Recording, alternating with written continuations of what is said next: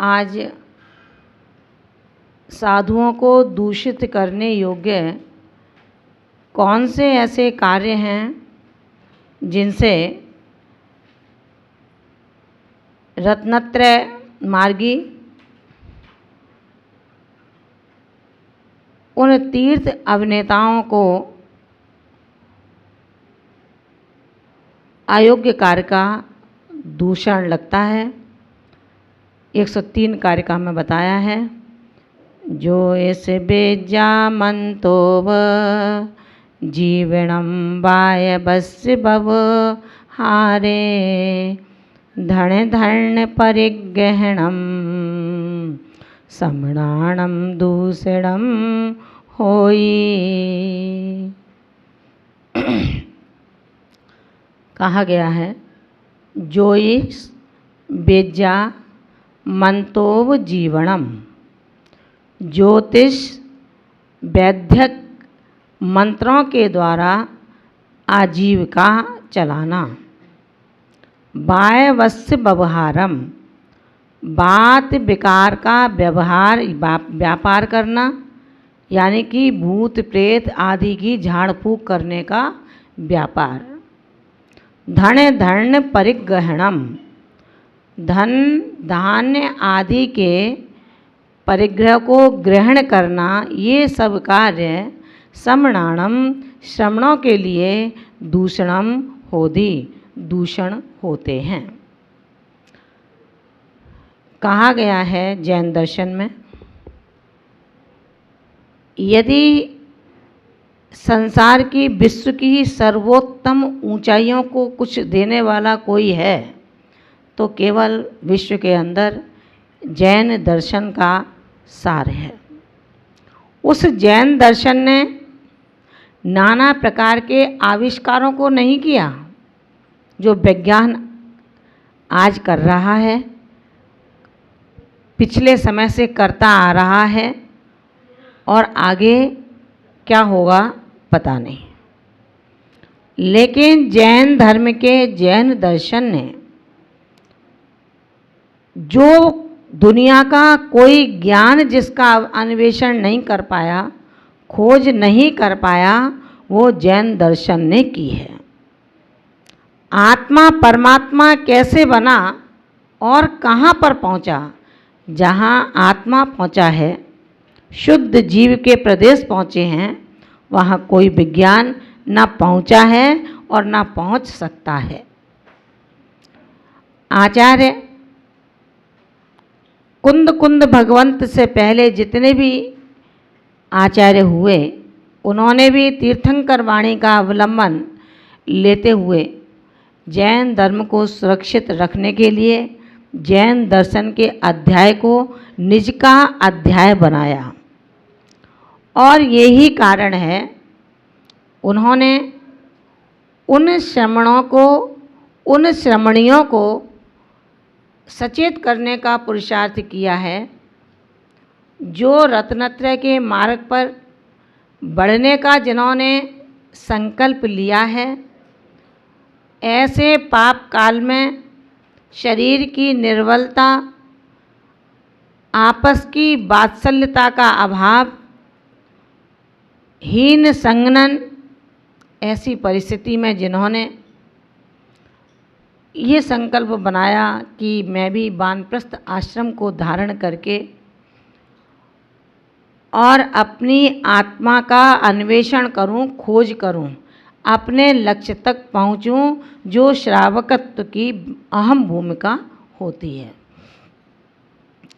परमोपकारी वात्सल्य प्रधानी आचार्य प्रवर यहाँ यही बतलाते हैं कि हे श्रमण, तुमने अथक पुरुषार्थ करके जिस मंजिल को स्पर्श किया है, वो मंजिल और वो पुरुषार्थ कोई छोटा मोटा पुरुषार्थ नहीं है। शरीर को त्रास देना बुद्धिपूर्वक, केशों का लुंचन करते हैं, उपवास आदि करते हैं, सोना स्वाद सब कुछ छोड़ा है। इतना पुरुषार्थ करने के बाद भी यदि हमें उत्तीर्णता के अंक प्राप्त न हों, तो रे श्रवण केवल इतना कहना चाहता हूँ, जिससे अपने को दोष लगे, जिस दवा में जहर हो, उसे ग्रहण करने वाला बताने के बावजूद भी शायद ज्ञानी नहीं कहा जाएगा। क्योंकि कहा है यदि हाथ में जहर है तो वो मार नहीं सकता, लेकिन मुख के जहर से कोई बचा नहीं सकता है। तो आचार्य भगवान परमोपकार की दृष्टि से, उपकार की दृष्टि से, वात्सल्य की दृष्टि से उन मोक्ष मार्गियों के लिए कहते हैं कि जो तुम्हारा धर्म नहीं है तुम्हें वो कार्य नहीं करना, जिससे वीतराग मार्ग, वीतराग संस्कृति दूषित होती हो। ज्योतिष, वैद्यक, मंत्रों की विद्या के द्वारा किसी भी श्रमण को अपनी आजीविका का साधन नहीं बनाना चाहिए। वातादि विकारों को के रूप में जो भूत प्रेत आदि उतारने के लिए झाड़ फूंक की जाती है, हे श्रमण, ये व्यापार तेरे स्वधर्म का नहीं है, ये विधर्म का व्यापार है। और तुझे पता है पर कल्याण वो ही करना है जो पर कल्याण तेरे स्व कल्याण से अलग हट करके ना हो। ठीक उस प्रकार जैन दर्शन के विशद सूक्ष्म दृष्टि को जब हम देखें तो जब ये कहा गया कि व्यवहार वो ही कार्यकारी है जो निश्चय को लक्ष्य करके, निश्चय को देख कर के किया जा रहा है। निश्चय की जहाँ पर सिद्धि का कोई लक्ष्य नहीं है, वो व्यवहार भी थोथा है, वो व्यवहार भी पंगु है। साधु बनना उसके लिए आवश्यक है जिसने परमात्मा बनने का लक्ष्य बना लिया है। केवल भोजन के लिए कोई साधु नहीं बनेगा, समाज की रोटी खाने के लिए कोई साधु नहीं बनेगा, समाज की छत के नीचे रहने के लिए कोई साधु नहीं बनेगा। सबके यहाँ पर रोटी, कपड़ा और मकान की व्यवस्थाएं मौजूद थी। आचार्य भगवंत कहते हैं, तूने श्रवण का बाना पहना है, इसलिए रे श्रवण, रे साधक, रे ज्ञानी, अपने आत्मा की खोज कर अपने में तल्लीन रह। स्व से पर में जाने का मन मत बना और पर में जाना ही चाहता है। तुझे लगता है कि अब मैं निष्णात हो गया हूँ, अब पर का उपकार भी कर दूँ, तो वो उपकार मत कर जिससे तेरे वीतराग संस्कृति में श्रवण संस्कृति का नाश हो जाए। ज्योतिष वैदिक मंत्रों के द्वारा, इसकी विद्या के द्वारा अपनी आजीविका का साधन मत ढूंढ। भूत व्यंतर आदि की बाधाओं के लिए झाड़ फूक मत कर। धन धान्य का ग्रहण करने से रे श्रवण तुझे क्या लाभ होगा? तेरा काम केवल 2, 12 और 20 रोटी खाने का है, इससे ज़्यादा तेरी भूख नहीं हो सकती। ये सब कार्य श्रमणों के लिए, साधुओं के लिए, मुनिराजों के लिए, आर्यिकाओं के लिए दोषपूर्ण होते हैं। हमें इन कार्यों से सदैव दूर रहना चाहिए। जब अष्टपाहुड़ के अध्ययन काल के अंतर्गत लिंग पाहुड़ में अपन जाएंगे तो वहाँ पढ़ेंगे कि जो मुनि होकर के भी, आर्यिका होकर के भी नाना प्रकार के व्यापारों से, प्रयत्नों से परिग्रहों को संचय करता है। अब परिग्रह केवल सोना चांदी नहीं होता, परिग्रह केवल जमीन भांड नहीं होते, परिग्रह हर तरह का है साधु के लिए, चाहे वो आर्य का साधु हो, चाहे वो मुनि साधु हो। जब समाचार विधि में कोई भेद नहीं है तो उपदेश विधि में भेद भला कैसे हो सकता है। किसी भी प्रकार से मुनि आर्य का होकर के हम परिग्रह को एकत्रित करने का व्यापार न करें।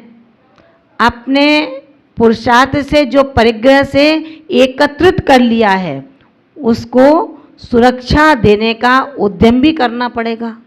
जब कहीं से कुछ चीज़ मंगाई है तो उसको छिपा कर भी रखना पड़ेगा, कोई देख ना ले। बार बार अपने अपने स्थान के चक्कर लगाने पड़ेंगे कि कोई आकर के मेरा बैग खोल कर न देख ले। तो आचार्य भगवान कहते हैं ये साधु का ढंग नहीं है, ये साधु का कर्म नहीं है। उसके निमित्त आपका आर्त ध्यान बनता है, और जिसका आर्त ध्यान बनता है वो मनुष्य से त्रियंच तक की यात्रा को बिल्कुल रिजर्वेशन करा लेता है। क्यों? क्योंकि आप साधु हैं। आप जो काम करेंगे वो वज्रलेप होगा, क्योंकि आप खुद मंदिर हैं, आप खुद मूर्ति हैं, आप खुद भगवान हैं।